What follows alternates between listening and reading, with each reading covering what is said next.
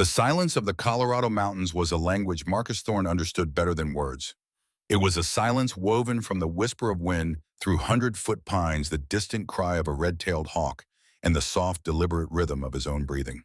He sat on the tailgate of his Ford F-150, a battered blue giant that had carried him across half the continent, and watched the sun's first rays spill like liquid gold over the jagged peaks that ring the valley. The air smelled of pine resin and morning cold sharp enough to sting the lungs. Somewhere in the forest, a woodpecker hammered against dead bark, the sound carrying across the stillness like Morse code. Marcus wrapped his hands around a dented metal thermos, letting the heat seep into his palms, and tried to remember the last time he'd felt anything close to peace. Marcus was a man carved from the same unforgiving landscape he now called home. At 43, his tall frame stood 6'1", lean, but dense with the kind of muscle memory that came from a life lived on the razor's edge. His brown hair cut short in a way that never truly left. The military was surrendering to distinguished silver at the temples. A short, neatly trimmed beard framed a jaw that seemed permanently set, as if bracing against some invisible wind. He wore his daily uniform without thought or vanity. An olive field jacket, its elbows worn to a shine from countless hours spent in watch positions, hung open over a red and navy flannel shirt. The fabric was soft from years of washing, comfortable as a second skin. His cargo pants were the color of moss, practical and unremarkable.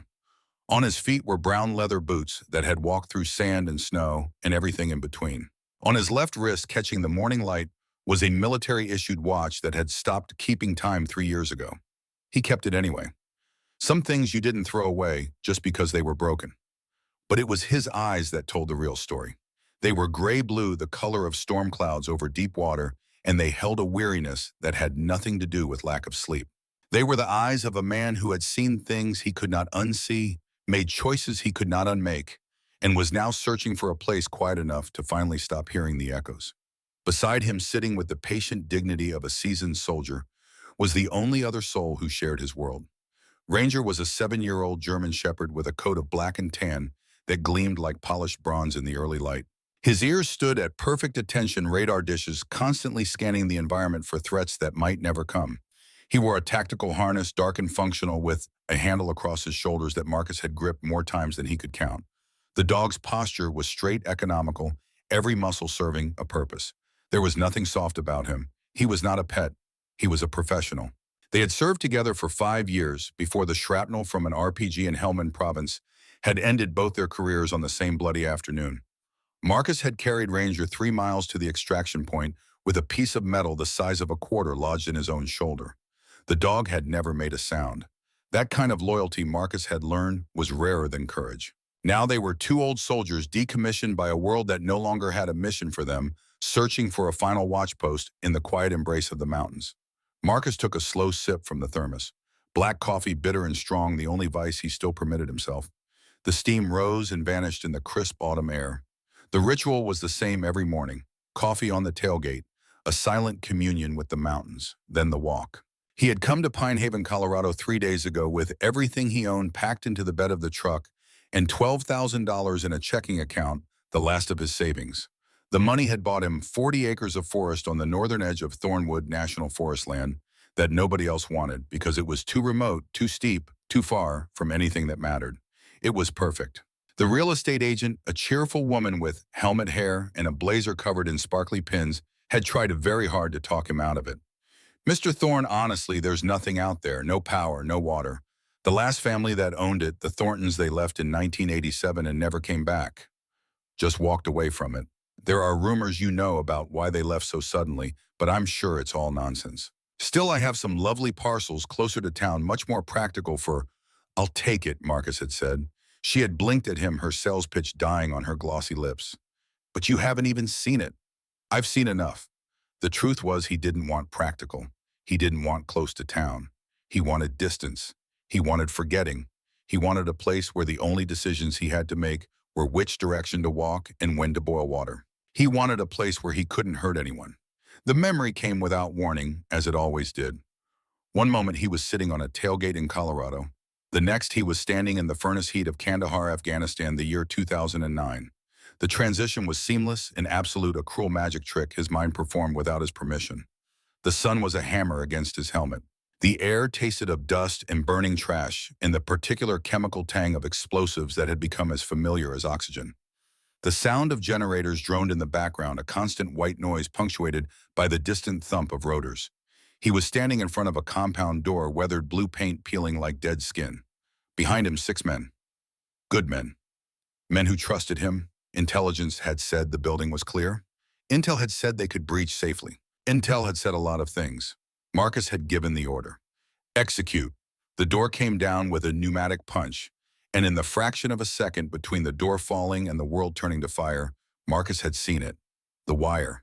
Just a glint of copper catching the light where it shouldn't be. Too late. The IED had taken Corporal Danny Reeves and Specialist Kevin Chen in the initial blast. The secondary device hidden in the ceiling had wounded 3 more. Marcus had walked away with a concussion and a shoulder full of shrapnel. He had also walked away with the knowledge that he had led his men into a kill box because he had trusted the intelligence without verifying it himself. Danny Reeves had been 23 years old. He had a daughter he'd never met, born 2 weeks after the funeral. Kevin Chen had been 26. He'd been accepted to medical school. He was going to be a surgeon. Thorne. The voice was his own, a ragged whisper torn from his throat. He blinked and Kandahar retreated. The smell of cordite was replaced by pine sap. The hammer sun became the gentle Colorado morning. His hands were shaking, coffee sloshing in the thermos. Ranger was instantly at his side, no longer sitting in relaxed observation, but pressing his solid weight against Marcus's leg. The dog whined softly, a low sound of concern, and nudged Marcus's hand with his cold, wet nose. It was the anchor Marcus needed, the tether that pulled him back to now. "I'm okay, boy," Marcus murmured, his fingers finding the familiar texture of Ranger's fur, the warm solidity of living bone and muscle beneath. "I'm okay." But he wasn't. The ghosts were loud today. They had been loud every day for the past 6 years. That was why he was here. That was why he had driven 2,000 miles to buy land he'd never seen in a town where he knew no one. He was running from the voices of men he'd gotten killed. He stood his knees protesting slightly and looked out at the forest that now belonged to him. 40 acres of second chances. 40 acres of silence. 40 acres where the only orders he would give would be to it all, and the only consequences would be his own. "Come on," he said to Ranger. "Let's go see what we bought." They walked into the trees, Marcus in front, Ranger ranging ahead, and to the sides in the pattern drilled into him by thousands of hours of training. The forest was a cathedral of ponderosa pine and Douglas fir, the canopy so thick that the morning light came down in scattered coins of gold. The ground was soft with decades of fallen needles, and the air smelled clean and sharp and alive. A squirrel chattered from a high branch, indignant at the intrusion. The undergrowth rustled with small movements, mice or voles going about their business. For the first mile, Marcus felt something close to peace. There was a purity to the simple act of moving through the forest, of navigating by instinct, an observation of being present in his body rather than trapped in his head. He noticed things. The scat of an elk, still fresh and steaming slightly in the cool air. The scratch marks on a tree where a black bear had marked its territory, the claw gouges deep in the bark. The intricate architecture of a spider's web strung between 2 branches beaded with dew and glittering like diamonds. Ranger trotted with visible contentment, his tongue lolling slightly, his tail carried in a gentle curve. This was good work for him, purposeful movement, clear objectives. The thing about military working dogs, Marcus had learned, was that they didn't retire well to a life of leisure. They needed jobs. They needed to patrol, to search, to fulfill the deep genetic and trained purpose that made them who they were. So Marcus gave him jobs. Search the perimeter. Find the trail. Watch the 6. Simple commands. Simple missions. Enough to keep the dog sharp without asking him to face the things that had ended his career. They found the clearing where Marcus planned to build. It was a natural meadow, maybe an acre in size, ringed by pines and bisected by a small stream that ran clear and cold over smooth river stones. The water made a musical sound, a constant burble and splash that seemed to clean the air around it. The elevation was good, high enough for drainage, but sheltered from the worst winds by a ridge of granite to the north. There was a flatness to the center that would be perfect for a cabin. Nothing fancy, just 4 walls and a roof, a place to sleep and stay dry and be alone. Marcus dropped his pack and pulled out a small dome tent, military surplus, the kind that could be set up in under 2 minutes, even in the dark. He unfolded the poles, snapped them together with practiced efficiency, and began threading them through the sleeves. Ranger sat 10 feet away, watching with an expression that could only be described as deeply judgmental. Marcus got the tent upright. It leaned slightly to the left one corner, sagging where the ground was uneven. He stepped back to assess his work. Ranger tilted his head. The angle was precise, exactly 45 degrees, and the message was unmistakable. Seriously. "It's fine," Marcus said. The dog's head tilted the other direction. His eyebrows, those expressive tufts of darker fur above his eyes, seemed to rise in polite skepticism. "It'll hold." Ranger blinked slowly, once, twice. The canine equivalent of a long-suffering sigh. Despite himself, despite the weight of the morning's flashback still sitting heavy in his chest, Marcus felt the corner of his mouth twitch. "You want to do better? Be my guest." The dog turned his head away, gazing off into the middle distance, with the air of someone choosing not to dignify a comment with a response. It was a small moment, insignificant in the grand scheme of things.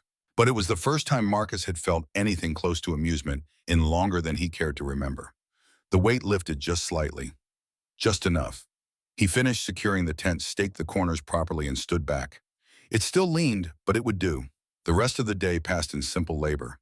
Marcus gathered firewood, clearing deadfall from around the clearing and stacking it in a neat cord near where the cabin would eventually stand. The physical work felt good, purposeful. Sweat soaked through his flannel despite the cool temperature.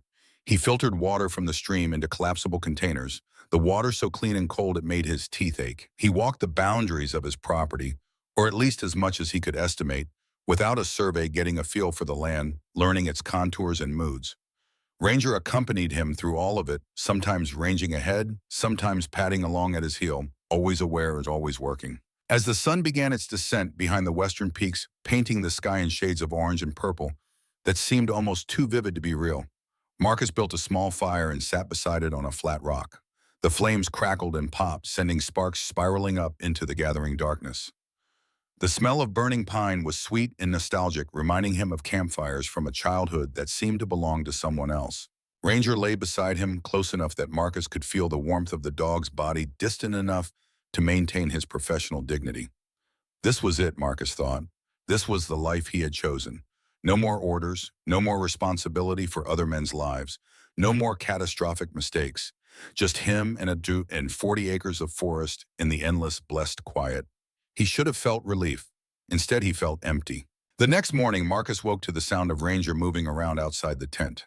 He unzipped the flap and emerged into a world transformed by fog. It hung in the valley like smoke, thick and white and cold, reducing visibility to perhaps 30 feet. The trees emerged from it like ghosts, their trunks dark and wet with condensation. Water dripped from every branch, a constant, soft patter like rain. "Morning," Marcus said to the dog.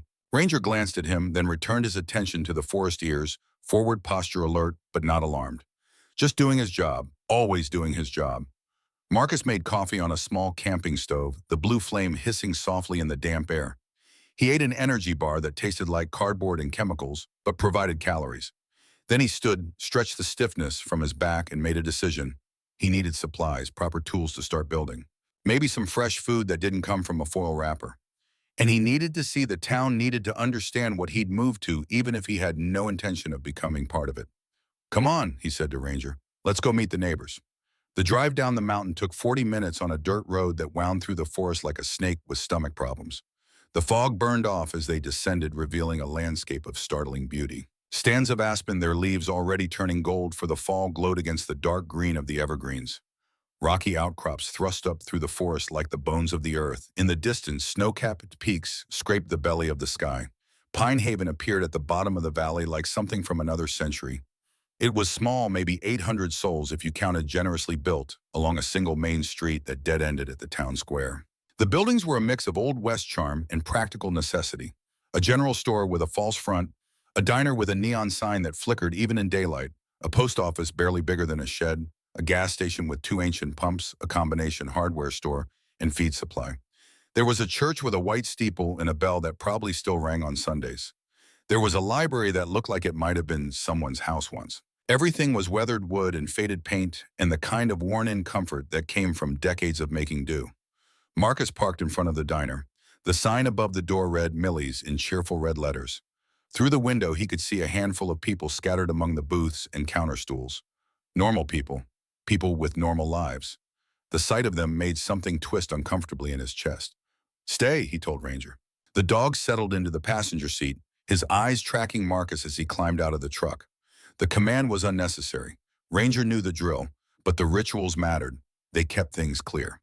Marcus pushed through the door. A small bell chimed overhead, and every head in the place turned to look at him. The conversations didn't stop, but they got quieter. Stranger in town, new face. This was the kind of place where everyone knew everyone, and anyone who didn't fit that category was by definition interesting. He took a seat at the counter away from the clusters of locals. A waitress appeared almost immediately, a woman in her 50s with gray hair pulled back in a practical bun and eyes that had seen it all and were thoroughly unimpressed. Her name tag read Betty. "Coffee," she asked. "Please." She poured without asking how he took it. Black was the default setting in places like this. She set the cup down, pulled out an order pad, and regarded him with the kind of professional neutrality that came from years of serving breakfast to strangers and neighbors alike. "You're new," she said. It wasn't a question. "Just moved in," Marcus confirmed. "Up on the old Thornton land." Her eyebrows rose slightly. "That's so been empty a long time, that place." "So I heard. There's reasons it's been empty." She paused as if considering whether to say more, then decided against it. Instead, she gestured at the menu laminated on the counter in front of him. "You eating eggs, over easy, bacon, toast." She wrote it down and turned to clip the order to a spinning wheel in the window to the kitchen. "Heard that, Frank," she called.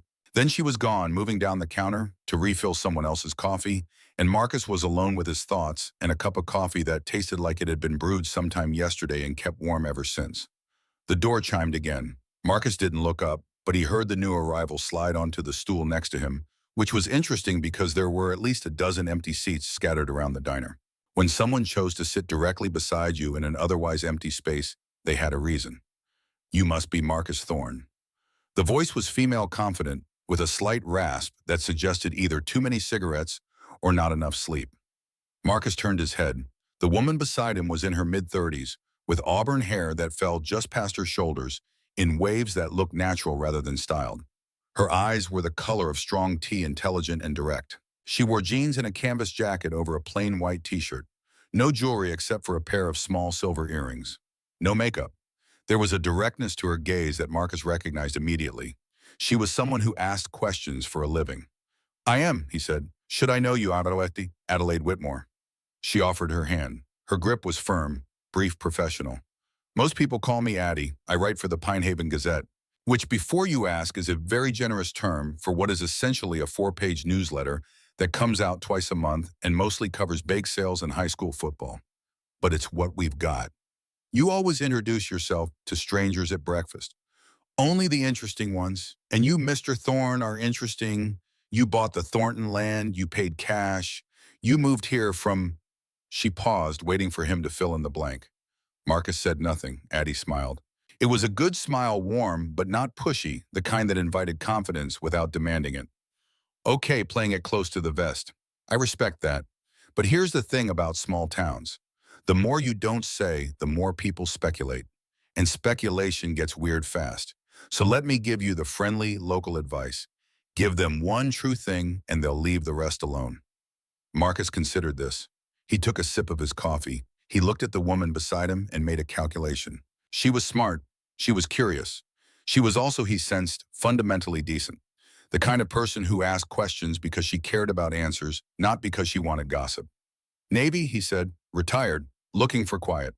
"Quiet we've got in abundance." Addie gestured to Betty for coffee. "Welcome to Pinehaven, Mr. Thorne. Fair warning, quiet doesn't always mean simple."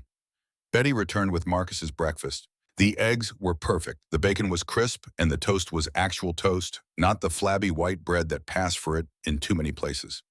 He ate in silence while Addie worked on her own coffee and made notes in a small spiral notebook. She didn't pepper him with questions. She gave him space. Marcus appreciated that more than she probably knew.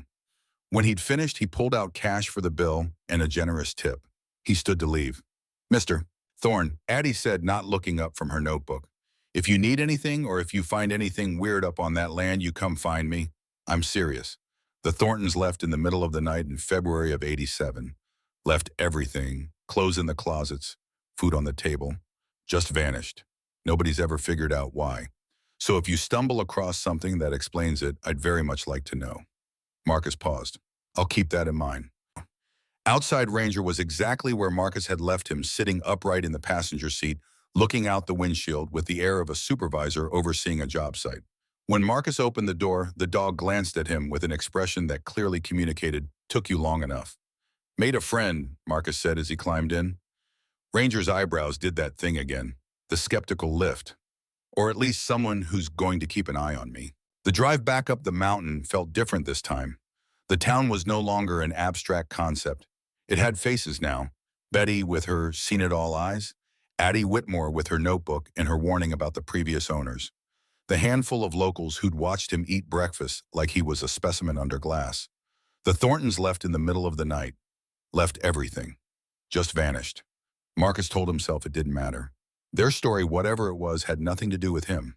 He'd bought the land fair and square. What had happened 37 years ago was history. Dead history, not his problem.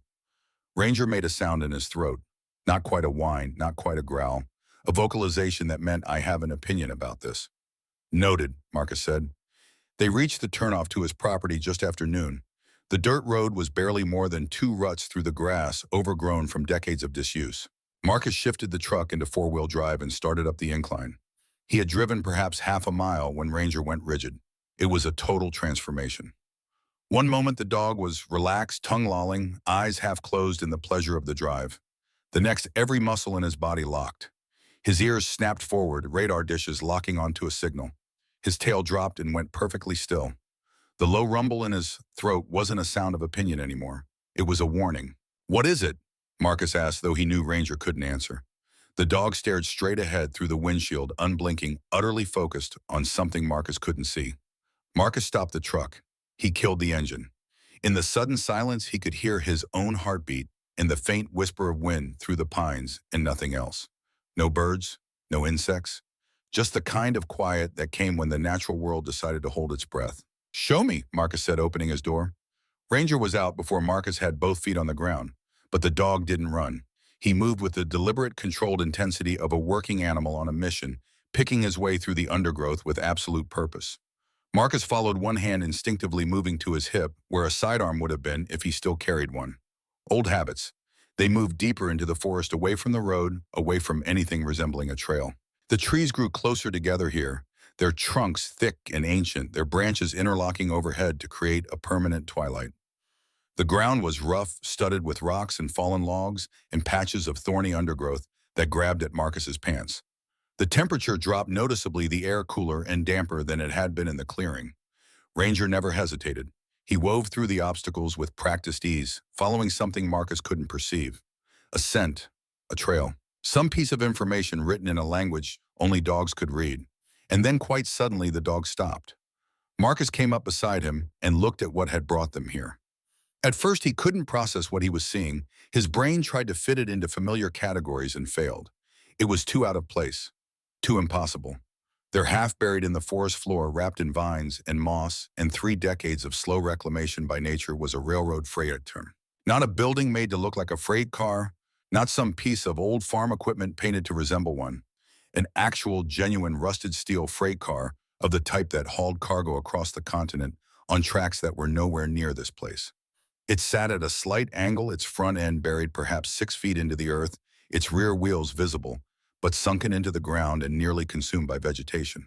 Rust had eaten through the steel in places, creating ragged holes through which Marcus could see darkness. The paint, once probably some industrial color like oxide red or CSX blue, had weathered to a uniform reddish-brown that blended almost perfectly with the forest floor.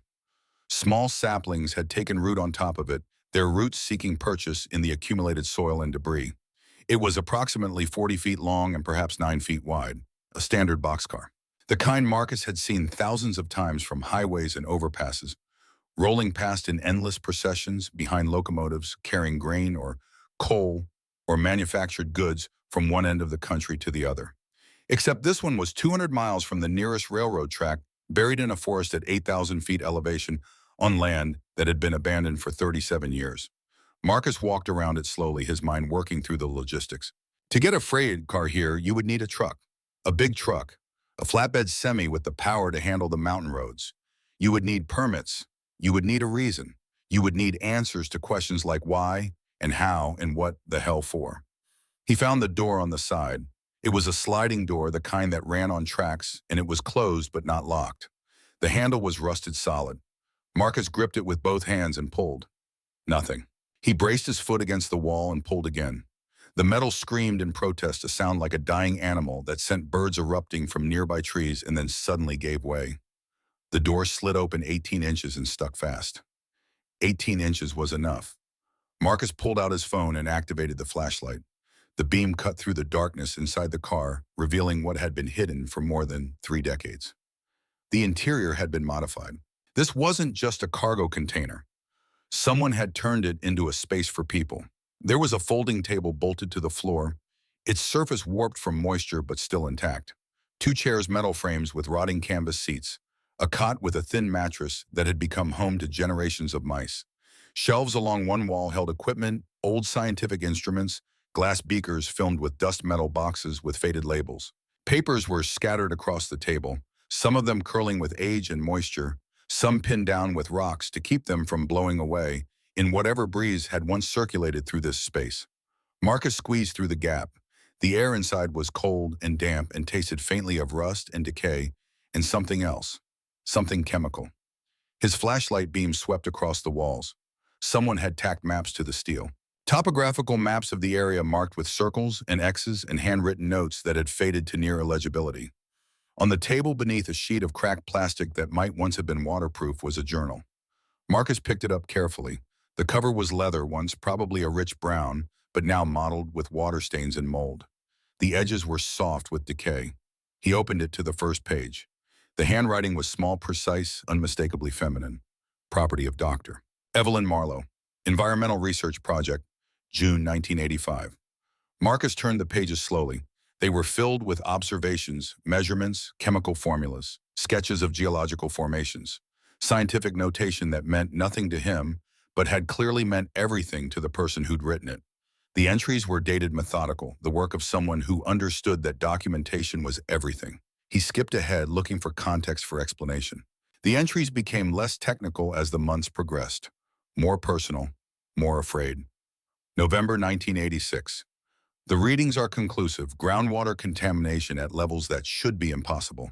Blackwood Chemical has been dumping for at least 3 years. Direct violation of EPA regulations. I've contacted the county office. They say they'll investigate. I don't believe them. January 1987. Captain Grayson brought me supplies today, bless him. He's the only one who believes me. Everyone else thinks I'm hysterical. A woman scientist seeing conspiracies. But the data doesn't lie. Children in town are getting sick. Kidney problems, cancers. And nobody is connecting the dots because nobody wants to. February 1987. Someone followed me to the rail car yesterday, I'm certain of it. Silas says I should go to the FBI. But what proof do I have that they won't confiscate? I've hidden copies of everything here. If something happens to me, someone will find this. Someone has to. The final entry was dated February 14th, 1987. If you're reading this, you heard the dog too. They always know first. Trust what it's showing you. The truth is in the soil. The truth is in the water. The truth is in the children they're poisoning for profit. Don't let them bury it again. Dr. Evelyn Marlowe. Marcus stood in the cold darkness of the freight car, holding a journal written by a dead woman, and felt the ground shift beneath his feet. He had come to this mountain to escape, to hide, to make no decisions that could hurt anyone. But Ranger had found something, and that something was a ghost with a message. Marcus looked down at the boy who sat in the doorway of the rail car, silhouetted against the forest light, watching his handler with those intelligent amber eyes. Not my fight, Marcus said aloud. Ranger tilted his head. I came here to get away from this kind of thing. The dog's expression didn't change. We're just passing through. We ask a few questions, then we leave. Even as he said it, Marcus knew it was a lie. He had spent 6 years running from responsibility, from duty, from the weight of making choices that mattered. And he'd thought he could outrun it to a mountaintop in Colorado. But some things, it seemed, followed you. Or maybe they were waiting when you arrived. Marcus climbed out of the rail car, the journal tucked under his arm. Ranger stood and shook himself as if clearing away the strangeness of the last hour. The sun was lowering toward the western peaks, painting everything in shades of amber and gold. The forest was beautiful. The air was clean. The silence was profound. And somewhere beneath it all, 37 years deep, was a truth that someone had been willing to die to preserve. Marcus looked at the dog.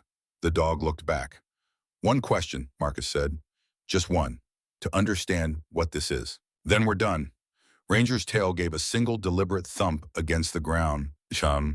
Marcus had no idea if that meant agreement or judgment or simple acknowledgement. But it was enough. They walked back through the forest as the shadows lengthened and the temperature dropped, and the first stars began to appear in the deepening blue above the mountains. Behind them, hidden in the trees, the freight car sat in its grave of moss and rust and decades of silence. But the silence Marcus was beginning to understand was not the same as peace. And the past, no matter how deeply buried, had a way of rising to meet you. Back at his campsite, as the last light bled from the sky and the temperature dropped toward freezing, Marcus built a fire. Not the small, efficient fire of someone who just wanted warmth. A big fire. A thinking fire. The kind that gave you something to stare into while your mind worked through problems that didn't have easy answers. Ranger lay close to the flames, his body a dark silhouette against the orange glow. The dog had been unusually quiet since they'd left the railcar, as if he too understood that something had shifted. That the simple life Marcus had been planning, the quiet hermit existence with no complications and no responsibilities, had just become significantly more complicated. Marcus opened the journal again, reading by firelight and the beam of his headlamp. Dr. Evelyn Marlowe had been methodical in her documentation. Every observation was dated, every measurement recorded with scientific precision. But between the data points, a story emerged. A woman who had stumbled onto something terrible and had tried, in the face of institutional indifference and active opposition, to do something about it. The Blackwood chemical plant had operated from 1979 to 1988 on the southern edge of what was now Thornwood National Forest. In the early 80s, it had employed nearly 200 people, making it the largest employer in the county. It manufactured industrial solvents, pesticides, agricultural chemicals, the kind of substances that were incredibly useful and incredibly dangerous in equal measure. Evelyn's measurements showed contamination beginning in late 1983. Arsenic, lead, benzene, trichloroethylene, all of them showing up in groundwater samples at levels that exceeded EPA safety standards by factors of 10, 20, sometimes 40 times the legal limit. The contamination followed the aquifer that fed the wells for half the county, including Pine Haven. She had reported it. County officials had promised to investigate. Nothing happened. She reported it again. The EPA sent an inspector who spent 2 hours on site, declared everything in compliance, and left. She contacted state environmental agencies. Her letters went unanswered. So she had done what scientists do when the official channels fail. She had gathered evidence, soil samples, water samples, photographs. She had documented everything in duplicate and triplicate, and she had hidden it all in a decommissioned freight car that she'd somehow convinced someone to haul up into the mountains, where it sat like a time capsule waiting for someone to find it. The last entries in the journal were dated February of 1987. 2 weeks later, according to what Addie had told him, Evelyn Marlowe's car had been found at the bottom of a ravine on Highway 82, 30 miles south of Pine Haven. Single vehicle accident. No witnesses. The official ruling was that she'd fallen asleep at the wheel. The journal told a different story. Marcus closed the book and stared into the fire. This wasn't his problem. He had no connection to this place, to this woman, to the events of 3 decades ago.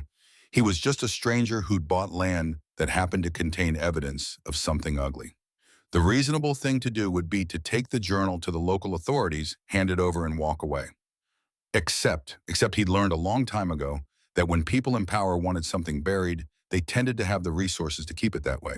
If Evelyn Marlowe had been ignored in 1987 when the trail was fresh, what were the chances that anyone would care in 2024 about crimes committed before most of the current officials had even taken office? And there was something else, something that nagged at him as he sat by the fire with a dead woman's journal in his hands. The Thorntons, the family who'd owned this land, had left in the middle of the night in February of '87. The same month Evelyn had died. The same month her final journal entry was dated. That wasn't coincidence. That was connection. Marcus looked at Ranger. The dog was watching him with those amber eyes that seemed to see too much. "What do you think?" Marcus asked. Ranger's ears swiveled forward, listening. "Should I just hand this over and forget about it?" The dog's gaze didn't waver. "Or should I ask a few more questions?" Ranger stood, walked over to Marcus, and placed his head on Marcus's knee. The weight of it was solid and warm and somehow reassuring. It was the closest thing to an answer Marcus was going to get. Yeah, Marcus said quietly, his hand finding the soft fur behind the dog's ears. That's what I thought too. The next morning dawned clear and cold, the sky a blue so pure it almost hurt to look at. Marcus made coffee, ate another energy bar that tasted like sawdust and regret, and made a decision. If he was going to ask questions, he needed to know what questions to ask. And that meant research. The Pine Haven Public Library occupied what had once been a large Victorian house on Maple Street, 2 blocks off the main square.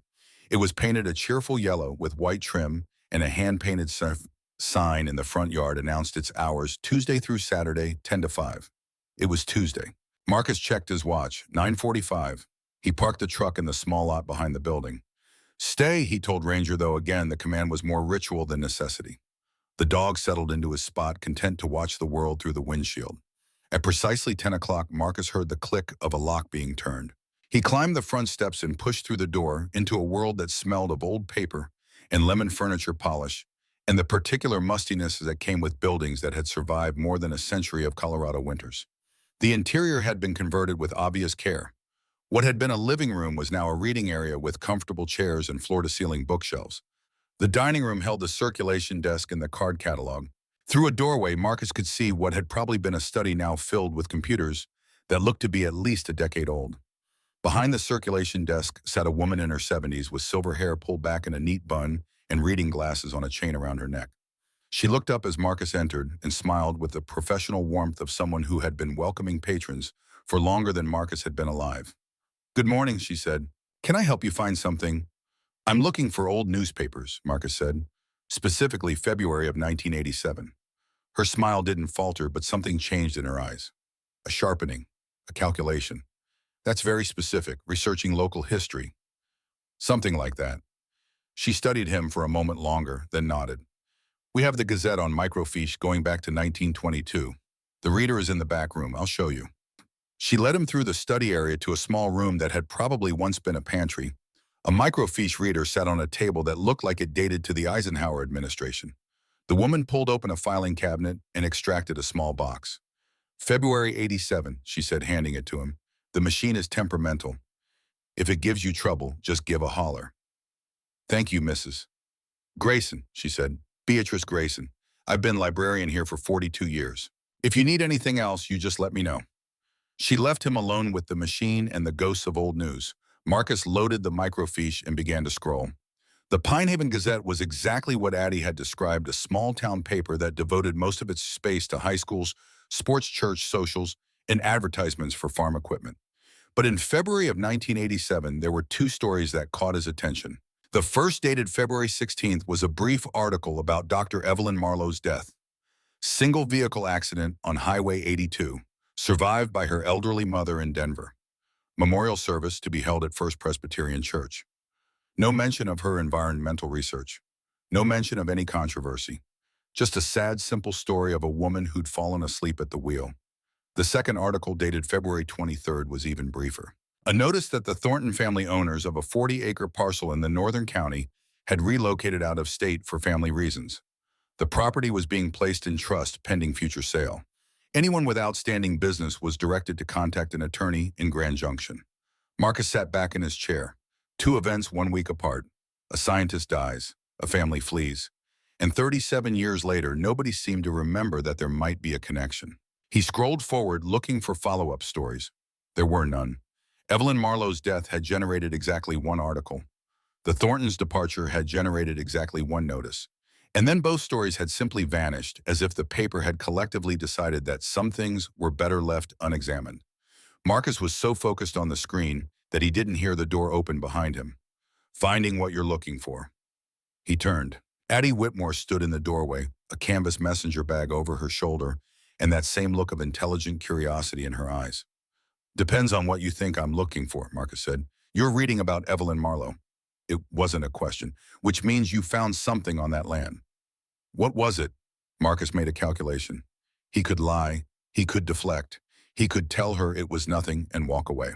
But something about the directness in Addie's gaze, the same quality that had made him trust her enough to tell her he'd been in the Navy, made him decide on a different approach.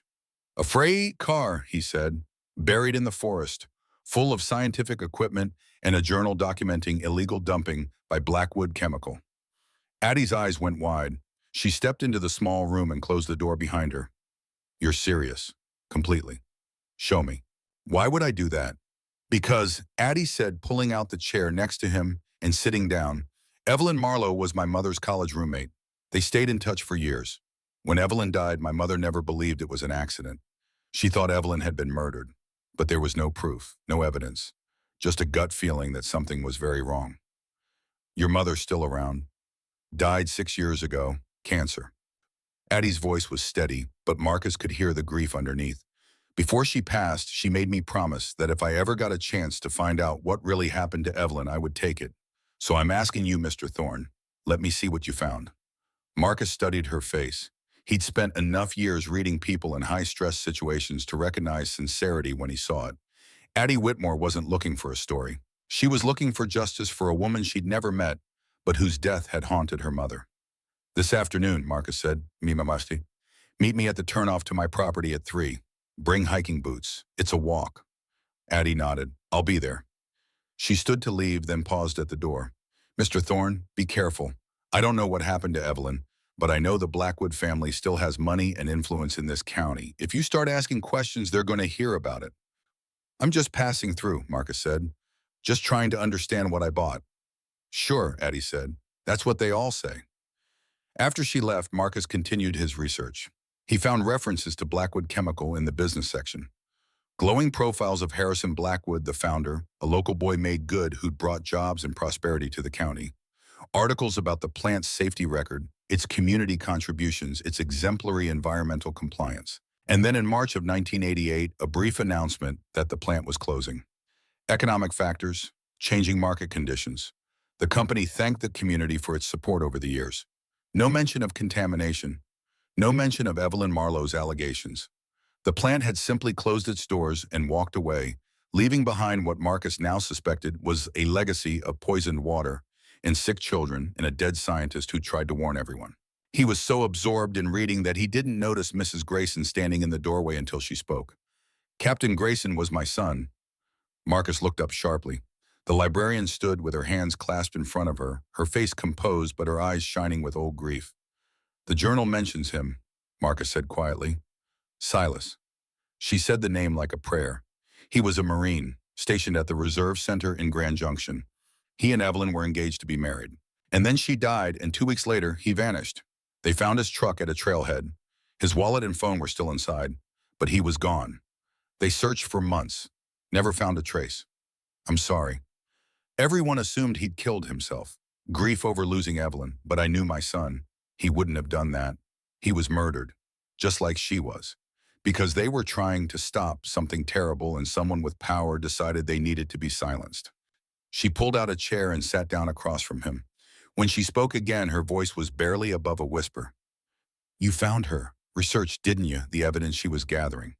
I found a journal, scientific equipment, documentation of contamination. And now you're going to do what? Take it to the sheriff, the county commissioners, the same people who ignored her the first time? There was no anger in her voice, just a weary certainty born of decades of disappointment. I don't know what I'm going to do yet, Marcus admitted. Well, when you figure it out, you come find me. Because I've waited 37 years for someone to care enough to ask questions. I'd like to help however I can. She stood to smooth her skirt and walked to the door. Then she turned back. Be careful, Mr. Thorne. This town has a long memory for some things and a very short memory for others. The Blackwoods still live here. Harrison died 10 years ago, but his son Cornelius runs the family investments.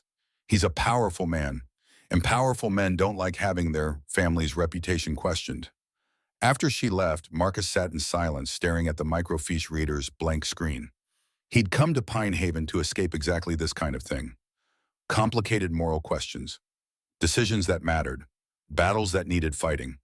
But Ranger had led him to that freight car and doctor. Evelyn Marlowe had written that journal knowing someone would eventually find it, and Captain Silas Grayson had disappeared trying to help her, and the Thornton family had fled in the night. All of those threads led back to the same source, Blackwood Chemical, and the Blackwood family. At 3 o'clock precisely, Addie's car pulled up at the turnoff to Marcus's property. She got out wearing hiking boots, jeans, and a jacket with multiple pockets. A professional camera hung from a strap around her neck. You always come prepared, Marcus observed. You always show strangers secret freight cars full of evidence. First time for everything. Ranger emerged from the passenger seat of Marcus's Troyuk and subjected Addie to a long, assessing stare. The dog's tail was neutral, his posture watchful but not aggressive. He was in evaluation mode, deciding whether this new human was friend-foe or simply irrelevant. Addie, to her credit, didn't immediately try to pet him or make friends. She simply met his gaze and nodded slightly, acknowledging his presence without presuming familiarity. Ranger's tail gave a single small wag. Provisional acceptance granted. Good dog, Addie said quietly. The tail wagged again. Ranger had standards, but he appreciated respect when he saw it. They walked through the forest in silence.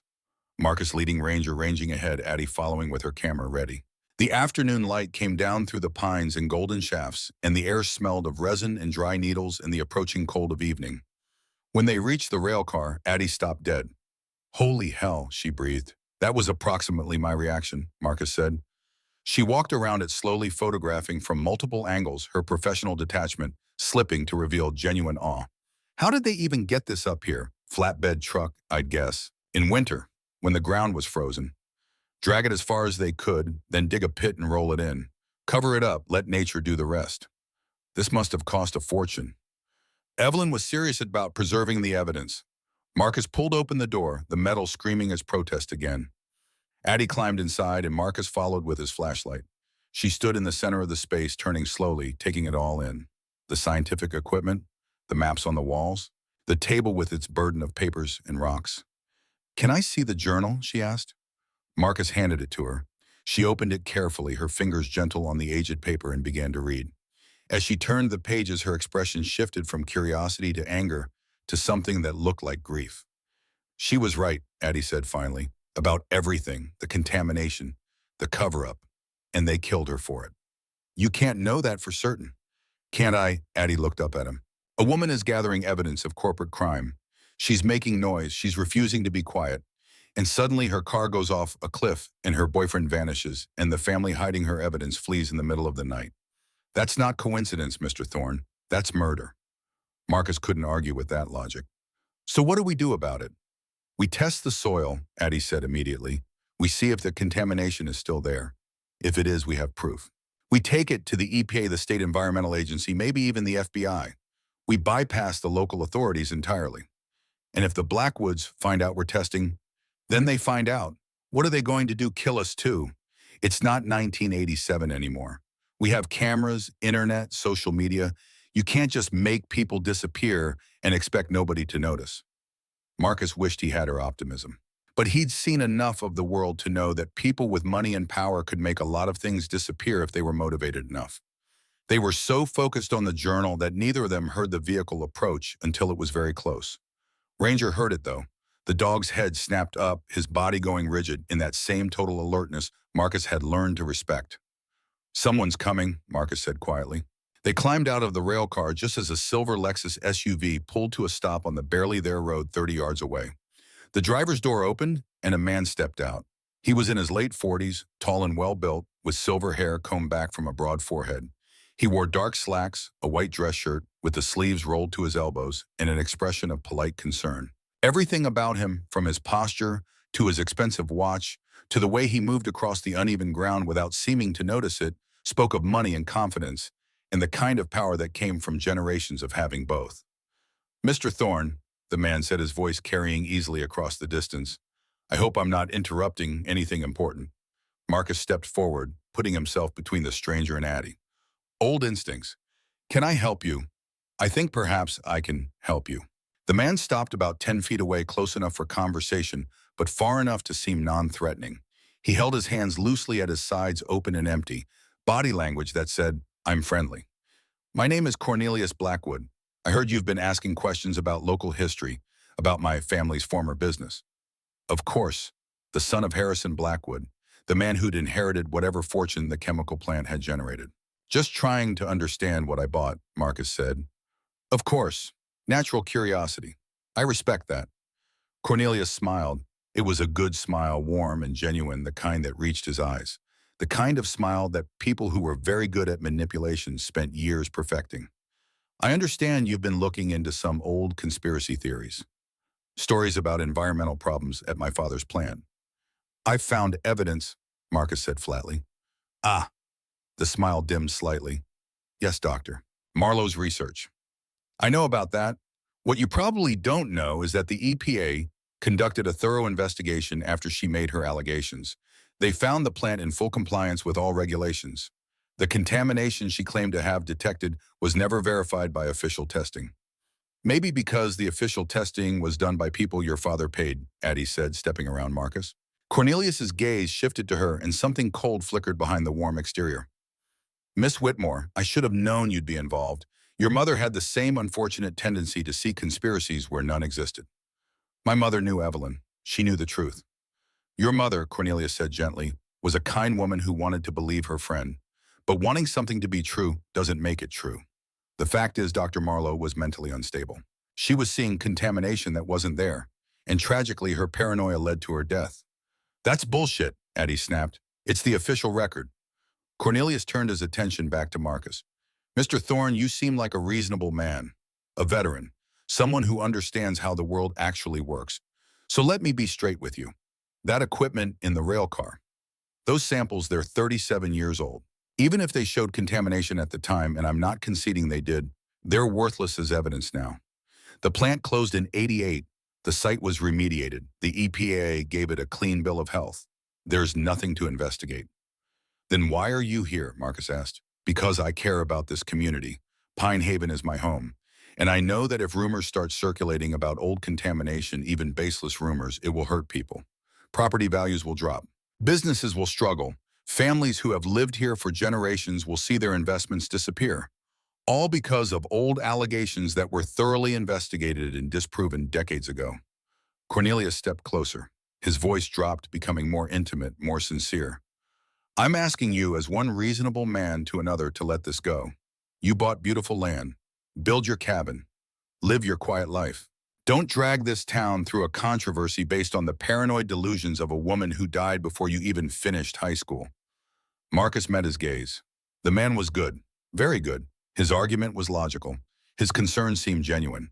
And if Marcus hadn't spent the morning reading Evelyn Marlowe's meticulous, methodical documentation of scientific fact, he might even have been convinced.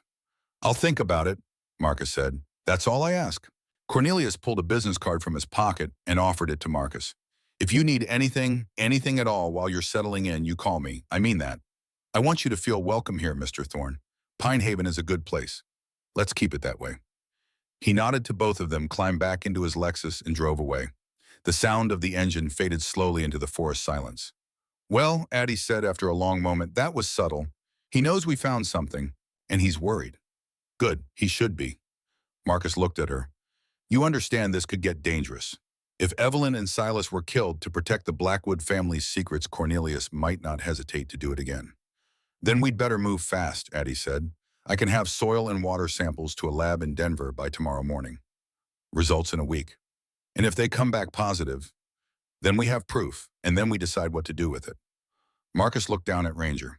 The dog sat at his feet, watching the spot where the Lexus had disappeared, his ears still forward, his body still tense. "What do you think, boy?" Marcus asked quietly. Ranger looked up at him, then deliberately the dog turned and walked back toward the rail car. He sat down in front of it, a clear sentinel, and didn't move. The message was unmistakable. "This matters. We stay." Marcus sighed. "1 week. We test the soil, see what comes back.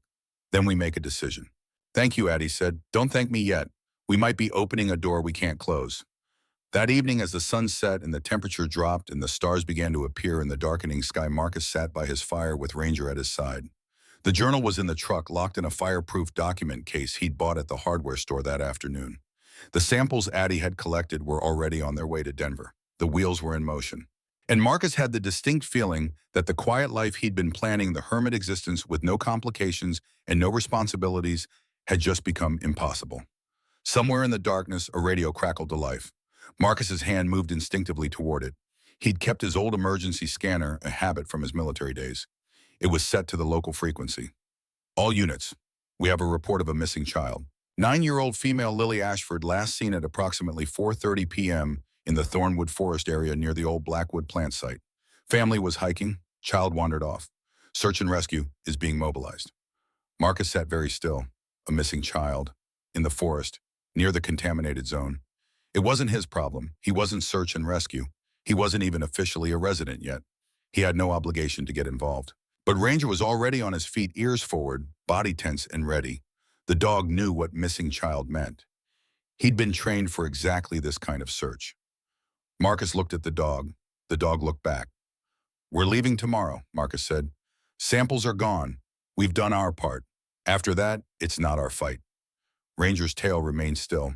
"I mean it. We ask our questions, get our answers, and we go. That was the deal." The dog turned and walked to the truck. He sat next to the driver's door and looked back at Marcus with an expression of infinite patience. Marcus tried one more time. "Ranger, come." The dog didn't move. "That's an order." Ranger continued to sit unmoved and unmovable. Marcus stood, walked to the truck, and looked down at his dog. "You're not going to let this go, are you?" Ranger's tail gave a single decisive thump. Marcus pulled open the door. "Fine. One search. We find the kid, then we're done." The dog jumped into the truck with an ease that suggested he'd known all along how this was going to end. As Marcus drove down the mountain toward the search staging area guided by the coordinates the dispatcher was broadcasting, he tried to tell himself this was just a detour, a simple humanitarian mission. Find the girl, hand her over to her parents, and walk away. But deep in his gut, where instinct lived and logic couldn't reach, he knew the truth. Ranger had refused to move. And when a dog like Ranger refused an order, it meant something important was happening. Something that mattered. The quiet life Marcus had been planning was over before it had even begun. And the ghosts of Evelyn Marlowe and Silas Grayson were just the beginning. The staging area for the search was a gravel lot where the Forest Service road dead-ended into Thornwood National Forest. By the time Marcus arrived, the place had transformed into organized chaos. Sheriff's vehicles with their light bars painting the trees in alternating red and blue, a fire department rescue truck, 2 ambulances waiting on standby, and perhaps 30 civilians, some in official search and rescue vests, most just locals who'd heard the call and come to help. Marcus parked at the edge of the lot and climbed out. Ranger was already focused. His entire demeanor shifted into working mode. The dog's playful moments, his judgmental stares, his comedic timing, all of it had vanished. A man in his late 50s with a sheriff's star on his chest was coordinating the search from a folding table covered in topographical maps. He had the weathered face of someone who'd spent decades working outdoors and the calm authority that came from making hard decisions in bad situations. When he spoke, people listened. "We're dividing into 6 teams, Sheriff Duncan Hale was saying, his finger tracing lines on the map. "The child was last seen here near the old access road. She's 9 years old, wearing a pink jacket," responds to Lily. "Family says she's shy, but not scared of the woods. Probably didn't go far, but with the temperature dropping, time matters. Teams 1 through 4 take the marked trails. 5 and 6, you're sweeping the off-trail sections. Check in every 30 minutes. Questions?" There were none. These were people who knew what they were doing. Marcus approached the table. "Sheriff Hale." The sheriff looked up. His eyes were a sharp blue, and they took Marcus's measure in about 2 seconds. Military bearing, good physical condition, serious expression. The calculation was visible, useful, or liability. "You the fellow who bought the Thornton land?" "Marcus Thorne. I have a K9. Tracking specialty. We can help." Hale's gaze shifted to Ranger, and something in his expression changed. Recognition. Respect. "That's a military working dog." "Was. We're both retired." He still got his nose. "Better than mine." Hale nodded slowly, then pulled out another map. "Team 7, then. You take the eastern sector. It's rough terrain off-trail near the old Blackwood plant. If she wandered that direction, she might have gotten disoriented. The topography gets tricky." He paused, his eyes meeting Marcus's. "That's also the area where Evelyn Marlowe's research indicated the worst contamination. I don't know if that's relevant, but I wanted you to know." Marcus felt something shift. The sheriff knew about the contamination, which meant he'd either been briefed by Cornelius Blackwood or he'd done his own research. Either way, it complicated things. "Understood," Marcus said. "And Thorne?" Hale's voice dropped. "Find that little girl. Everything else can wait." It was both a directive and a warning. Focus on what matters now. The old mysteries could keep. Marcus took the map marked with the eastern sector boundary and returned to his truck. He pulled out Ranger's working harness, the one with the reflective strips and the handle, and the dog stood perfectly still while Marcus fitted it. Then Marcus clipped a long lead to the harness and grabbed his own gear. Headlamp, water, first aid kit, emergency blanket, radio tuned to the search frequency. Ranger, he said quietly. The dog's ears snapped forward. Find. They moved into the forest as the last light was bleeding from the sky. The transition from the organized chaos of the staging area to the profound quiet of the woods was absolute. Within 50 yards, the sounds of engines and radios faded to nothing, replaced by the whisper of wind through pine needles and the soft crunch of Marcus's boots on the forest floor. Ranger worked ahead, nose down, moving in the efficient zigzag pattern that covered ground while sampling every scent stream. His tail was level, his movements economical. He wasn't running, he was hunting. The terrain in the eastern sector was exactly as Sheriff Hale had described. Rough. The ground rose and fell in unpredictable ways, studded with rocks and fallen timber. There were no trails here, just game paths that appeared and vanished without logic. The trees grew closer together, their branches interlocking overhead to create a canopy so thick that Marcus's headlamp was necessary even though sunset was still 20 minutes away. They'd been searching for perhaps 30 minutes when Ranger's behavior changed. The dog stopped his zigzag and moved in a straight line, purpose replacing pattern. His nose was locked onto something specific. His tail went rigid. Marcus felt his pulse quicken. Good boy, show me. Ranger led him down a steep slope toward the sound of running water. A creek, narrow but fast-moving, cut through a ravine lined with smooth boulders. The dog splashed across without hesitation and scrambled up the opposite bank. Marcus followed his boots, slipping on wet stone-cold water, soaking through his socks. On the far side, Ranger stopped at the base of a large granite outcropping. There was a gap between two boulders, a space just wide enough for a small person to squeeze through. The dog whined a high-pitched sound of alert and urgency and pawed at the opening. Marcus dropped low and shined his light into the gap. Lily, are you in there? For a moment, nothing. Then very quietly, a small voice, who are you? Relief washed through Marcus so intensely it made his hands shake. My name is Marcus. I'm here to help you get home. Are you hurt? I'm cold. I know, sweetheart. I'm going to get you out of there, okay? Can you come toward my voice? It's scary. I know, but I have a dog out here. His name is Ranger. He's very good at his job, and his job was to find you. He did great. Now your job is to come out so we can get you warm. There was a long pause. Then slowly a small face appeared in the gap, pale, streaked with tears and dirt, but alive and whole. Marcus reached in and gently helped her out. She was exactly as described, 9 years old, pink jacket, brown hair and pigtails that had mostly come undone. She was shivering violently, her lips tinged blue from the cold. Marcus immediately wrapped her in the emergency blanket from his pack, creating a silver cocoon that trapped her body heat. You're okay now. We're going to get you to your mom and dad. The ground smells bad here, Lily said, her voice small and frightened. Like chemicals. Marcus went very still. He looked around more carefully. Half buried in the fallen leaves was an old trail marker, its wood rotted and its paint faded to nothing. This had been an official hiking trail once decades ago before the Forest Service closed it. The Ashford family wouldn't have known. The warning signs had long since disappeared, leaving no indication that the pretty creek and the moss-covered rocks were poisoned. He examined the area with new eyes. The water ran over rocks that had a strange reddish tint. The vegetation was sparse, sickly looking, and yes, there was a smell, faint but unmistakable. Chemical. Wrong. He pulled out his radio. Team 7 to base. Child located and safe. Eastern sector coordinates. He read off the GPS on his phone. Requesting immediate extraction. Child is hypothermic but ambulatory. Copy that, Team 7. Hale's voice crackled with relief. Excellent work. Can you bring her to the staging area? Marcus looked at the terrain between their current position and the parking lot. Steep, rocky, dark, with a hypothermic 9-year-old. Negative, too dangerous in the dark. Request you bring the extraction to us. Stand by. Marcus sat down on a boulder and kept Lily wrapped in the blanket. Ranger pressed close to both of them, offering his body heat. The dog's tail wagged slowly, satisfied. Mission accomplished. Is he friendly? Lily asked, looking at Ranger with the cautious hope of a child who loved dogs, but had been taught to ask first. He's the best, Marcus said. You can pet him if you want. Lily reached out a small hand and touched Ranger's head. The dog's tail wagged harder. He leaned into her touch, and some of the fear left the child's eyes. They waited in the growing darkness. Marcus kept up a steady stream of gentle conversation, asking Lily about school, her favorite color, whether she liked climbing trees. Anything to keep her talking, keep her alert, keep her focused on something other than the cold and the fear. 20 minutes later, lights appeared above them. Voices called out. A rescue team appeared with a litter and proper medical equipment. A paramedic checked Lily's vitals, declared her cold but stable, and wrapped her in heated blankets. Her parents arrived moments later, scrambling down the slope with the desperate haste of people who'd been living through their worst nightmare. The reunion was exactly what Marcus had hoped for. Tears, relief, a mother clutching her daughter like she'd never let go.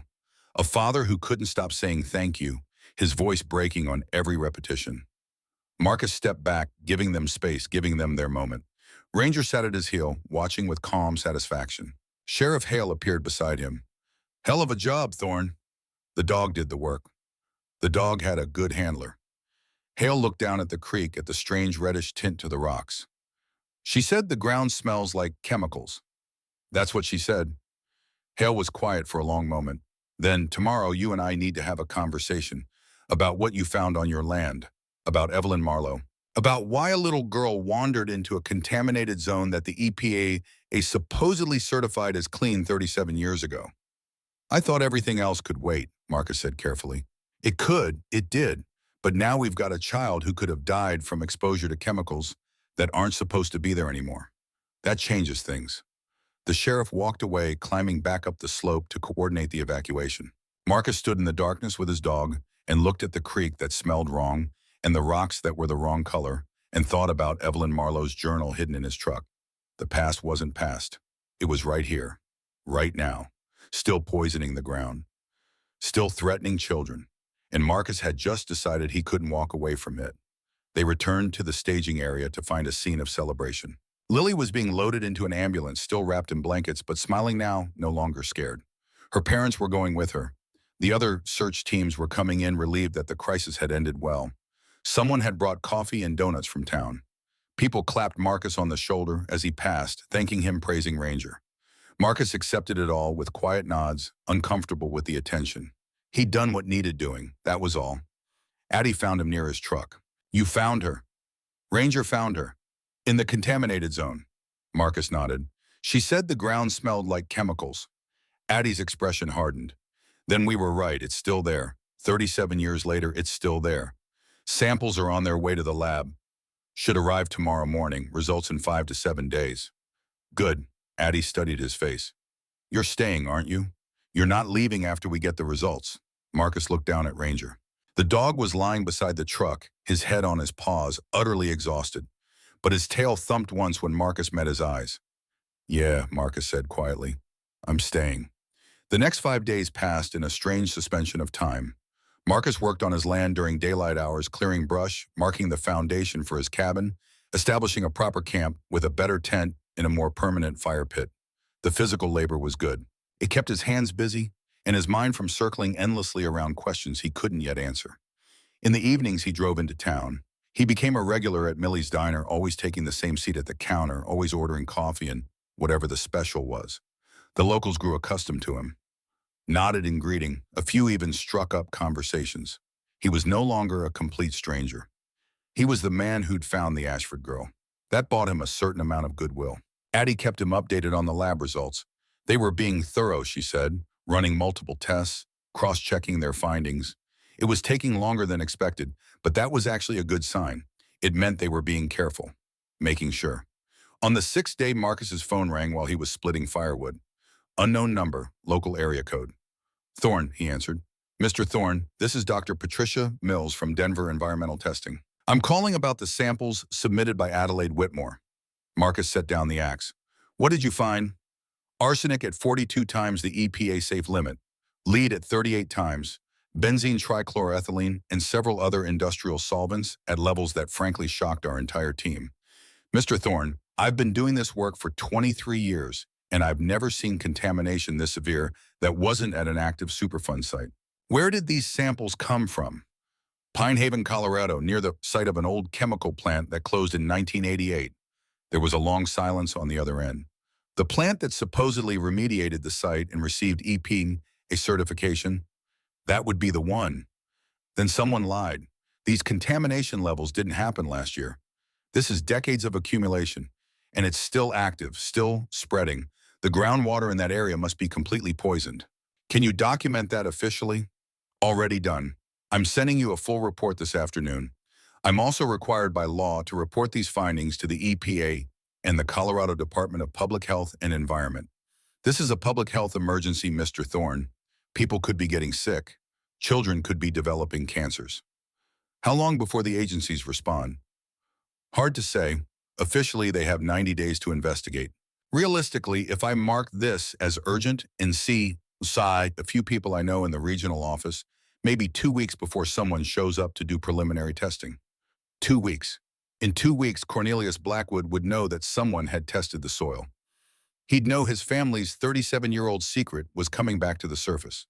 Thank you, Dr. Mills. Mr. Thorne, be careful. When contamination is this severe and has been hidden this long, it usually means someone very powerful wanted it hidden.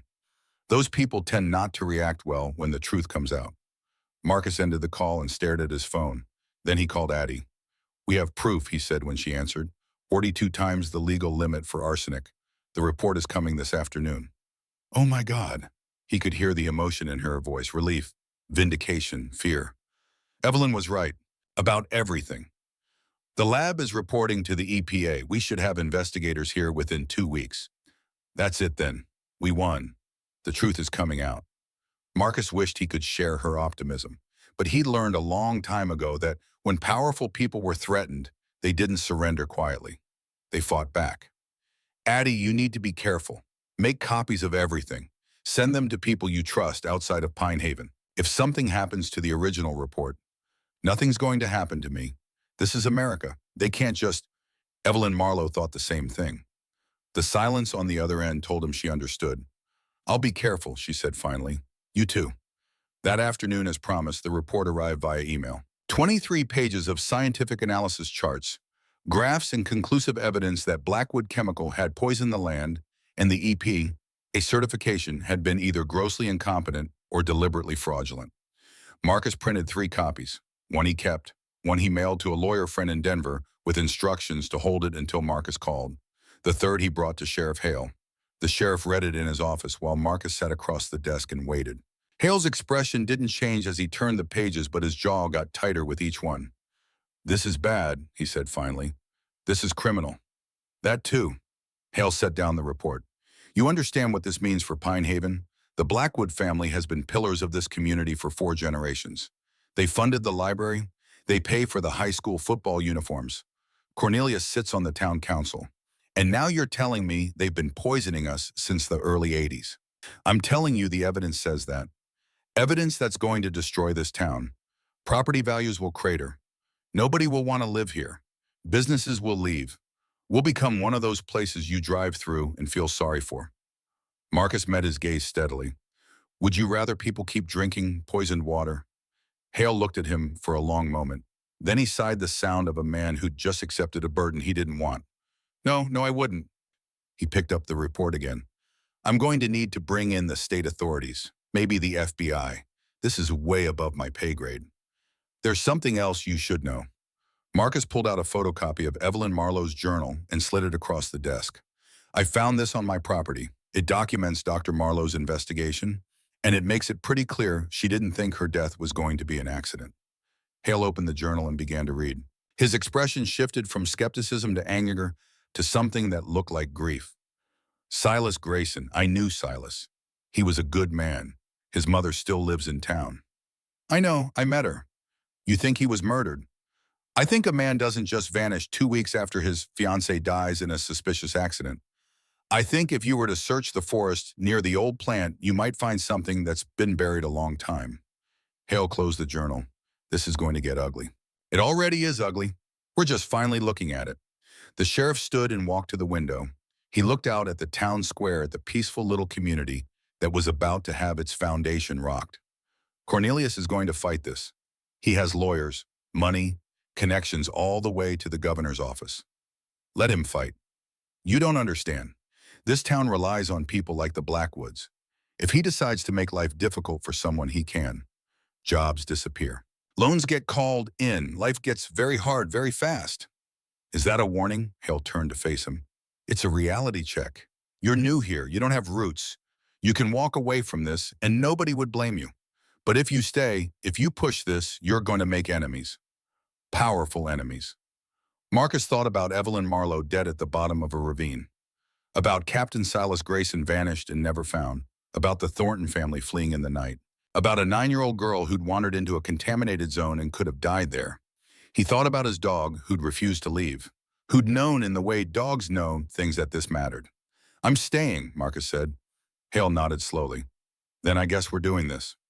2 days later, Marcus was splitting wood when he heard a vehicle approaching. Not the sheriff, not Addie's sedan, something bigger.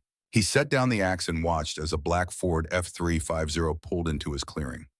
Custom wheels, tinted windows, the kind of truck that cost more than most people's annual salary. Cornelius Blackwood climbed out. He was alone this time. No polite smile, no friendly concern. His face was hard, his movements precise. This was not the pleasant development consultant who'd warned Marcus away from old conspiracies. This was someone very different. "Mr. Thorne," he said, his voice flat. "We need to talk." Ranger materialized from wherever he'd been exploring. The dog positioned himself between Marcus and Cornelius, not aggressive but unmistakably protective. "About what?" Marcus asked. "About the fact that you've been conducting environmental tests without permission on land that borders my family's former property. About the fact that you've been spreading lies about contamination that was thoroughly investigated and resolved decades ago. The EPA will be here in less than 2 weeks. They'll do their own testing. The EPA will find exactly what they found in 1988, that my father's plant met all environmental standards, that any contamination claims were baseless." Cornelius stepped closer. "You're new here, Mr. Thorne. You don't understand the history. My father was a good man who built something important. He gave this town jobs, security, a future. And people like Evelyn Marlowe, people with agendas and mental health issues, they tried to tear it all down with lies. The soil samples aren't lies. Soil samples can be manipulated. Data can be misinterpreted. Science can be twisted to serve a narrative." Cornelius's voice was calm, reasonable, the tone of someone explaining simple facts to a child. "I know you think you're doing the right thing, but you're going to hurt people. Real people. Families who've lived here for generations. Is that what you want?" Marcus met his gaze. "What I want is for the truth to come out." "The truth," Cornelius laughed, but there was no humor in it. "The truth is that my family has been the backbone of this community for 4 generations. The truth is that without us, Pine Haven would be a ghost town. The truth is that you're an outsider stirring up trouble because you have some misguided hero complex. I found evidence of contamination. You found old equipment and the paranoid ramblings of a disturbed woman. That's all." Cornelius's expression hardened. "Here's what's going to happen, Mr. Thorne. You're going to call off your crusade. You're going to tell the EPA there was a mistake. You're going to sell me your land at a generous price and move on. And in return, I'll forget this ever happened. And if I don't, then you'll find that life in Pine Haven becomes very difficult. Permits for your cabin will be denied. The bank will have concerns about your financing. The sheriff might discover outstanding issues with your vehicle registration. Small things, annoying things, the kind of things that make life unbearable." Marcus felt a cold anger settle in his chest. "You're threatening me. I'm offering you a solution. There's a difference." Cornelius pulled out a checkbook. $200,000, double what you paid. "You sign over the land, you leave town, you forget you ever heard the name Evelyn Marlowe. No, and be reasonable. Get off my property." Cornelius's face went very still. For just a moment, the mask of civilized concern slipped, and Marcus saw what was underneath. Rage, cold and controlled, but absolute. "You're making a mistake," Cornelius said quietly. "That's my choice to make. Your choice affects other people. Your choice could destroy this town. Are you prepared to live with that? Are you prepared to live with poisoning children?" The 2 men stared at each other across the clearing. Ranger's low growl was the only sound. Finally, Cornelius turned and walked back to his truck. He paused with the door open. "Last chance, Mr. Thorne. Get off my property." Cornelius climbed into the truck and drove away. The sound of the engine faded into distance, but the threat hung in the air like smoke. Marcus stood in the silence and realized he'd just crossed a line he couldn't uncross. Cornelius Blackwood was no longer trying to buy his silence. Now he was going to try to destroy him. The thought should have been frightening. Instead, Marcus felt something he hadn't experienced in years. Purpose, clarity, the absolute certainty that he was exactly where he needed to be, doing exactly what needed to be done. He looked down at Ranger. "You knew, didn't you? That's why you wouldn't leave." The dog's tail wagged once, slow and deliberate. That evening, Marcus drove into town for dinner. He'd become predictable in his routine, and predictability made him vulnerable, but he couldn't hide on his land forever. If Cornelius wanted to make trouble, he'd make it whether Marcus was visible or not. Millie's diner was moderately busy. Marcus took his usual seat at the counter. Betty brought him coffee without asking. A few regulars nodded in greeting. Normal. Then Addie burst through the door, her face flushed and her eyes bright with urgency. She spotted Marcus and hurried over. "We need to talk," she said. "Outside, now." They stepped into the parking lot. The sun had just set, painting the sky in shades of purple and orange. "I just got a call from the Denver lab," Addie said. "Someone contacted them, claimed to be from the EPA, asked them to destroy the samples and retract their report." "Did they?" "No, doctor." Mills smelled something fishy and called the actual EPA to verify. Turns out no one from the agency had contacted her. Someone was impersonating a federal official. Blackwood. Has to be. He's trying to make the evidence disappear. Marcus felt the situation accelerating. "We need to move faster. Can you get the report to major news outlets, Denver Post, maybe one of the national environmental organizations?"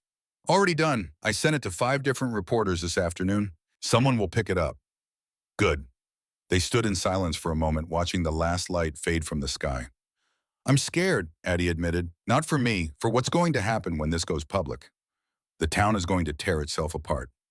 The town is already poisoned. At least now they'll know why. You really think this is worth it? Worth the fight?" Marcus thought about Evelyn Marlowe writing in her journal by lamplight, knowing she was putting herself in danger but doing it anyway because it was right. He thought about Captain Grayson, who'd believed her when no one else would. He thought about the Thornton family, frightened enough to abandon everything they owned. "Yeah," he said, "I do." The next morning, Marcus woke to the sound of sirens. Multiple sirens, coming fast. He emerged from his tent to find 3 fire trucks racing up the Forest Service road. Behind them, emergency vehicles. An ambulance. The sheriff. Ranger was already on his feet, alert and focused. Marcus ran to his truck and followed. The convoy led him deeper into the forest toward the eastern sector where he'd found Lily, toward the contaminated zone. When they arrived at a clearing, Marcus understood. Wildfire. It had started sometime in the night, probably from a lightning strike during the dry storm that had passed through. But it had spread with terrifying speed, feeding on decades of accumulated deadfall and the tinder dry conditions of late autumn. And it was heading directly toward Pine Haven. Sheriff Hale was coordinating with the fire chief when Marcus approached. The sheriff looked up, his face grim. "Thorne, we're evacuating the eastern residential area. If this fire jumps the ridge, it could take out half the town." "How can I help?" "Search and rescue. We think everyone's out, but we need to be sure. You and that dog of yours swept that sector before. Can you do it again?" Marcus looked at the smoke rising above the trees, at the orange glow that was growing brighter even as he watched, at Ranger, who was already in his harness, ready to work. "We can do it." They went into the fire, not into the flames themselves, but ahead of them, into the zone that would soon be burning.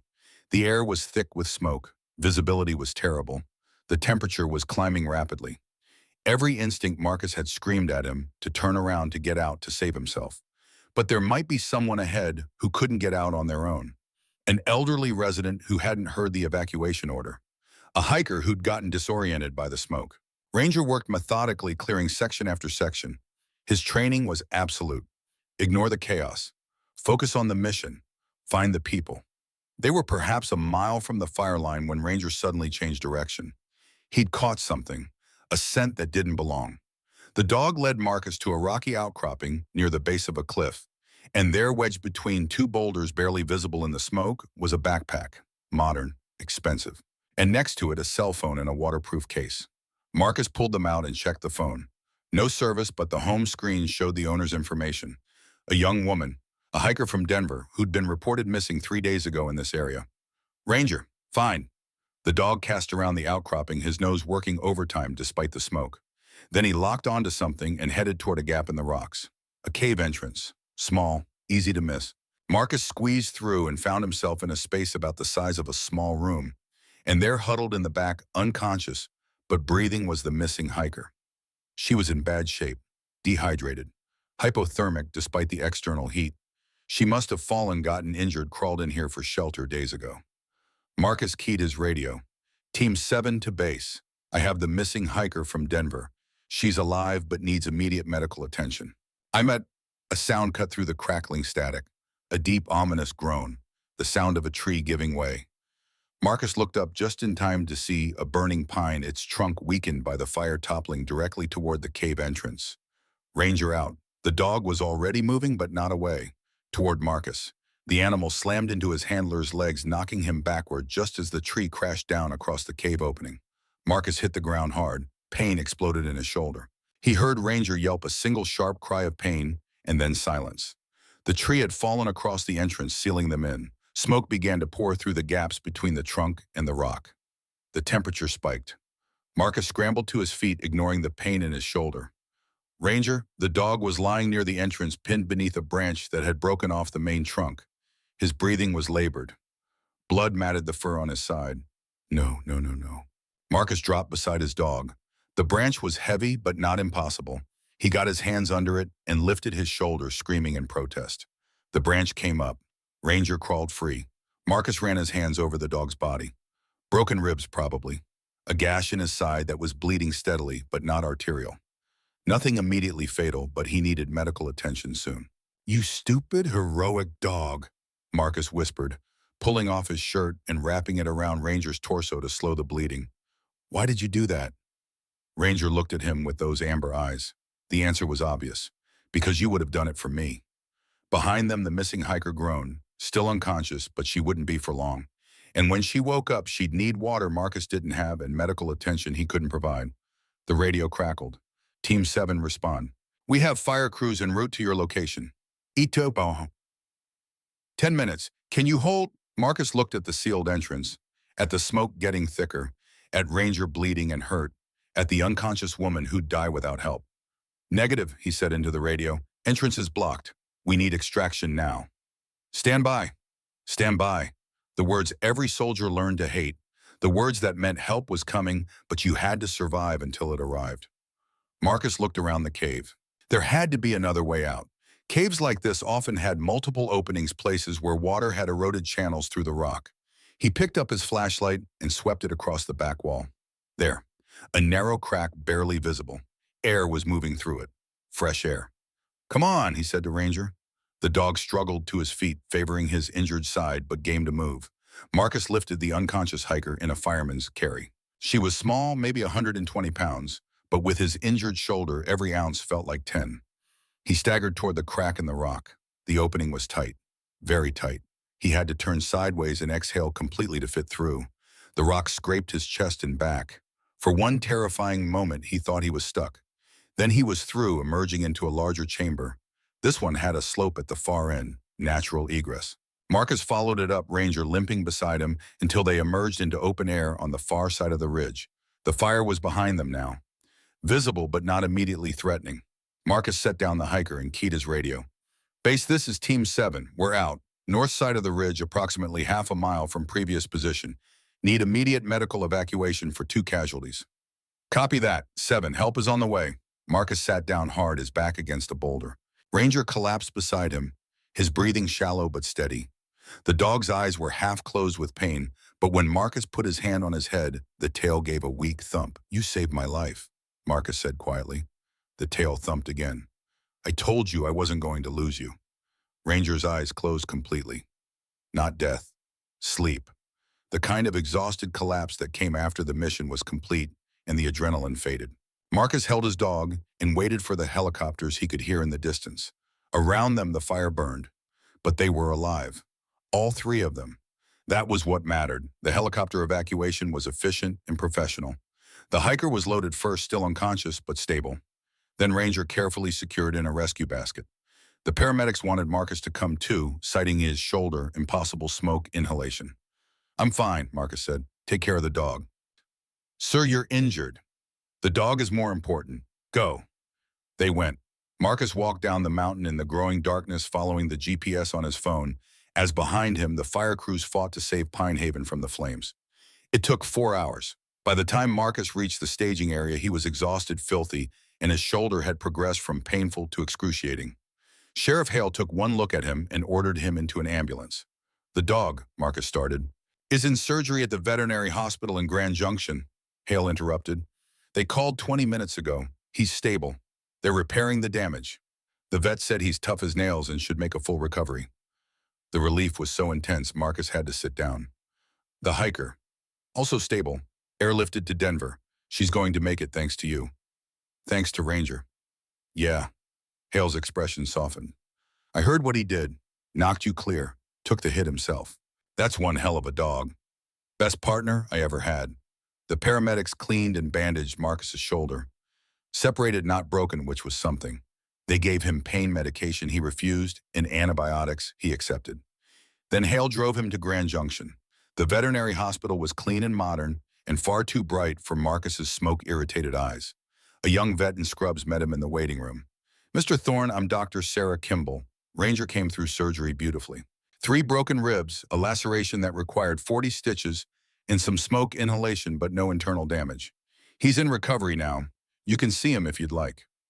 They led Marcus to a quiet room where Ranger lay on a padded mat wrapped in bandages, an IV line running into his foreleg. The dog's eyes were closed, his breathing deep and even, sedated. Marcus crouched low beside the mat and placed his hand gently on the dog's head. You did good, boy. You did so good. Ranger's eyes flickered open, unfocused from the drugs but aware enough to see Marcus. The tail managed one weak wag. Rest now. I'll be here when you wake up. The eyes closed again. Marcus stayed there sitting cross-legged beside him, his hand on his dog's head for a long time.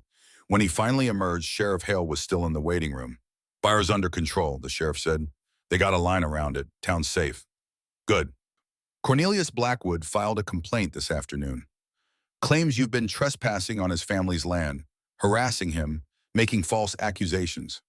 Of course he did. The state EPA inspector arrives tomorrow. I'm going to take her directly to your property, show her the rail car, show her Evelyn's journal, show her the lab results. Whatever happens after that is out of my hands, but at least the truth will be on the record. Thank you. Hale stood to leave, then paused. You could have died in that fire. You almost did. Was it worth it? Marcus thought about the hiker who'd make it home to her family, about Ranger hurt but alive, about Evelyn Marlowe dead for 37 years, but finally about to be vindicated. Yeah, he said, it was worth it. 6 months later, Marcus stood on the porch of his newly completed cabin and watched the sun rise over the mountains. The cabin was small but solid. 1 room, a sleeping loft, a wood stove. Everything he needed and nothing he didn't. Ranger lay on the porch beside him, the morning light catching the silver in his coat. The dog had healed well. A scar ran along his side where the tree branch had caught him, a permanent reminder of the day he'd saved his handler's life. He still limped slightly on cold mornings, but the vet said that would fade with time. Down in the valley, Pine Haven was changing. Slowly, painfully, but changing. The EPA investigation had confirmed everything Evelyn Marlowe had documented. Severe contamination, fraudulent certification, a cover-up that had lasted nearly 4 decades. The site had been declared a Superfund cleanup zone. Remediation had begun. Cornelius Blackwood had been arrested and charged with multiple counts of fraud and obstruction of justice. His lawyers were good, but the evidence was overwhelming. He was currently out on bail awaiting trial. The contamination had affected dozens of families. Medical screenings were ongoing. Some would qualify for compensation. Some had already filed lawsuits. It was messy and complicated and would take years to fully resolve. But the truth was out. The silence had been broken. And in the forest on the eastern edge of town, search teams had found human remains. The dental records confirmed what Beatrice Grayson had known for 37 years. Her son Silas had been murdered and buried in the woods. Marcus heard a car coming up the road. Addie's sedan. She'd become a regular visitor, bringing news from town, updates on the investigation, and usually a thermos of better coffee than Marcus made for himself. She climbed out carrying a newspaper. You made the front page. The Denver Post. Above the fold, a photo of Marcus and Ranger at the fire evacuation. The headline, former Navy SEAL and K-9 partner uncovered decades-old environmental crime. I don't want to be famous, Marcus said. Too late. We're a hero. Get used to it. She sat on the porch steps. Ranger walked over and placed his head on her knee, accepting ear scratches with dignified pleasure. How are things in town? Marcus asked. Tense. Half the people think you saved us. The other half think you destroyed their property values. Addie shrugged. Give it time. Eventually everyone will realize you did the right thing. And you still think it was worth it? My mother spent 30 years believing her friend was murdered. Now we know she was right. Now we know Evelyn didn't die for nothing. Yeah, it was worth it. They sat in comfortable silence, watching the morning light paint the valley in shades of gold and green. You could leave now, Addie said. The truth is out. The EPA is handling the cleanup. Nobody would blame you for moving on. I'm not leaving. Because of the D. Marcus looked down at Ranger, who had settled at his feet, his chin resting on Marcus's boot. The dog knew before I did that this was where I needed to be, that some fights are worth staying for. What changed your mind? You came here to hide. I did. I came here because I made a bad call 6 years ago and got good men killed. I thought if I stopped making decisions, I couldn't fail again. But that's not how it works. Refusing to decide is still a decision, and sometimes the only way to honor the people you lost is to keep fighting for the ones you can still save. Addie smiled. Evelyn would have liked you. I wish I could have known her. You did, through her journal, through the work she did, through the truth she protected, even when it cost her everything. Addie stood to leave. Speaking of which, the town council is voting next month on whether to rename the library after her, the Evelyn Marlowe Memorial Library. I think it'll pass. After she left, Marcus stayed on the porch. He'd built a good life here, simple but meaningful. He had land, a cabin, work to do during the days. And in the evenings, he and Ranger would walk through the forest as they'd saved 2 old soldiers who'd found their final mission and completed it. Marcus thought about all the moments that had led him here. The dog who'd refused to move. The journal hidden for 37 years. The child lost at exactly the right time. The fire that had forced the final confrontation. Maybe that's how God worked most often. Not by changing the world in one dramatic moment, but by putting something faithful beside you and waiting to see if you'd listen. In Kandahar, Marcus had ignored the signs. He'd trusted intel over instinct, and good men had died. Here he'd listened to the dog, and because he'd listened, Evelyn Marlowe's truth had finally come to light. Captain Grayson had finally come home. A town had been saved from poison. It didn't know it was drinking. Not a miracle of thunder and lightning, a miracle of small choices, of staying when leaving was easier, of listening to the still small voice that said one more thing. His phone buzzed. A text from Sheriff Hale, missing hiker case in Thornwood. Can you and Ranger help? Marcus looked down at his dog. Ranger's ears had perked up at the sound of the phone. The dog knew what that particular notification meant. You up for it? Marcus asked. Ranger stood stretched and walked to the truck. The answer was obvious. Marcus grabbed his gear. Harness, water, first aid kit, radio, the same equipment he'd carried into the fire 6 months ago. The same equipment he'd carry into whatever came next. Because this was what he'd learned in the quiet of the mountains. That peace didn't come from running away from responsibility. It came from facing it. That redemption wasn't found in isolation, but in service. That sometimes the best way to heal your own wounds was to help someone else with theirs. He climbed into the truck. Ranger took his position, eyes forward, ready for the mission. As they drove down the mountain toward whatever emergency awaited them, Marcus silently said a prayer he hadn't spoken in years. Thank you for the Ma who wouldn't leave. Thank you for the strength to stay. Thank you for showing me that redemption isn't found in running away, but in standing still long enough to do the last good thing.